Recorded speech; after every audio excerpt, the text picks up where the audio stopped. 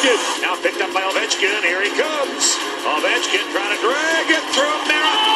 Scored.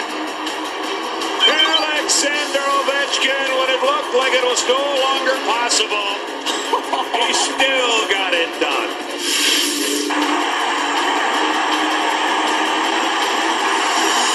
They score! Balaban. Forsberg tapped to the puck, trying to get away from Ratchi. He's alone in front, he scores! First line against fourth line. Can't happen if you're Calgary. Peter Forsberg, so elusive, so crafty, and with such a great release. You have more chance of scoring high than you do low. Look at Isaac. He says! Look at that! What a play! Captain! Holy man! Would you believe Stevie Wonder does it again? LaFleur in the slot, shoot, score! Well, that was really classic LaFleur, Bob. Tremendous stick handling. Jane Doan now tries to spring his man. He's got Nash. Rick Nash in there. Scores! What a beauty by Nash! Unbelievable! Becca, outlet pass for Rick Nash. Nash now tries to split the defense and walk in. Nice move. Another nice move. Oh, he scored! Oh, what a goal! It doesn't get any better than this. That was dirty. We've seen some great goals, but this is where things get really, really, really tough. You got the greatest player to ever play in the National Hockey League in Wayne Gretzky, and the greatest defenseman to ever play in the National Hockey League in Bobby Orr. Both brilliant, and both in our top three. Wayne Gretzky. He was born to be the greatest player that ever played the game. He is the most elite skilled player that the game has had to this point. What made me a player that I was relying on my speed and my intelligence. He was the worst stick in hockey, and he had one of the best shots in hockey. I think one of the things in my career that I was a little bit underrated at was that, if there was a loose puck, I was going to get to it. Breakaway pass to Gretzky. Greg Levy trying to catch him. Can't! Gretzky scores! You couldn't just watch Gretzky. You had to know what was going on all over the ice. So if Curry was over here behind you, you had to know that or you were toast. He'd throw a pass across the ice to nobody. There's nobody there except Yari Curry would be coming, and boom, it's right on the tape. You could argue whether or not you were as fast or as strong or your shot was as hard, and yet he was just a pure genius on the ice. He looked at the puck in the air, looked around at the net, spun around in the air, and batted the puck. Blocked and up in the air. Gretzky scores! Into the top corner of the net. After having seen the puck up in the air, looking to check where the net was, spinning around and banging it in the net. I mean, it's just something you just smile and you shake your head. He would see people and find people on the ice that nobody else would see.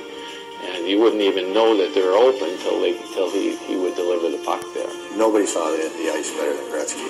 His vision was remarkable. I really just followed Bobby Clarke and patterned myself after what he did, and that's how I started playing behind the net. My rest of my career was played a lot, from the corners and from behind the net. We were in Montreal. It was in overtime, and I went in front of the net, and he was behind the net. He was the player that was the most patient behind the net, and I literally looked at him and I said, wait.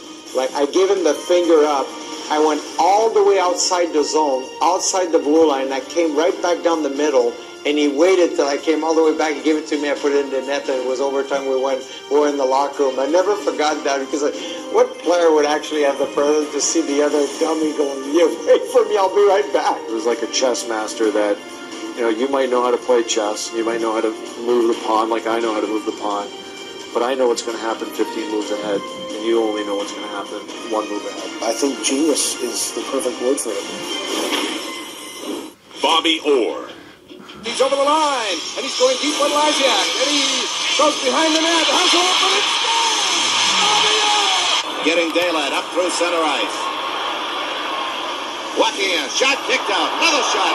Great side, goal! Just an incredible, talented player that changed your game for the defenseman from that position. Being able to dominate the game like he did from the back end like he did was just phenomenal. He revolutionized the game because he was so far superior in all the skill levels that any other D at that time had. Bobby Orr's got it as he's doing a bit of fancy stick handling between the two blue lines. Just sitting on the bench and watching this guy dominate on the ice. I mean, he could take his speed to whatever level he had to be faster than the guy trying to chase him. They'll try to penetrate. Harris, he does. He's in. He cuts in front. He scores!